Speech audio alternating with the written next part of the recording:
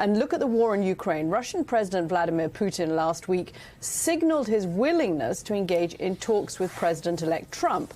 Yesterday, Trump shared on social media an article about those comments titled, "Putin says he's ready for potential talks with Trump during year-end news conference." That was, of course, that kind of mega 4-hour news conference in which he shared that idea. So, David Ignatius, when you look at that headline and the fact, I guess what's interesting is that Donald Trump shared it as much as that President Putin said it. Very few details yet.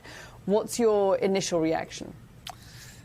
Katie, my feeling is that this is another statement of what we all sense, which is that the season of negotiation is about to begin.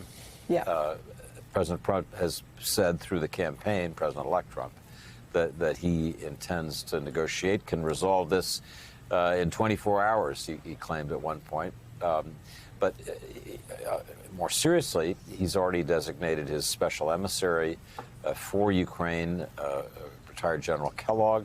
He's going to be heading there, I'm told, in just over a week to do some fact-finding in Ukraine. President Trump himself, President-elect Trump, has met with Ukrainian President Zelensky in Paris with the orchestration of French President Macron. So the discussions that will lead to a real negotiation have begun. And here's Putin explicitly saying he wants these talks to begin soon. The question that we're all wondering is whether Trump is going to resist perhaps his own instincts to do a quick deal that would involve big concessions by Ukraine, a deal that might end up biting him in the end if it leaves Ukraine unprotected against future Russian aggression. So all eyes are on that negotiating space. I think even the current administration, the Biden team, knows that negotiations are coming, trying to pump weapons in just to make sure Ukraine has as much leverage going into negotiations as possible. So, Sam Stein, a key part of all this, of course, is the relationship between President-elect Donald Trump and Russian President Vladimir Putin. We know that Trump speaks flatteringly of Putin, has for years. He was extraordinarily deferential to Putin in that Helsinki news conference. There were times when his administration and the U.S. Senate would be tough on Russia with sanctions, but Trump himself always seemed to give Putin the benefit of the doubt. He also is someone who fancies himself a deal maker and a hard negotiator. So taking this all together, what's your read on how this relationship will impact what these negotiations could look like? It's between Russia and Ukraine, to be sure, but the U.S. is going to play a role. Right, and that was always the Biden administration's line, which is we have to have Ukraine at the table. It's their country.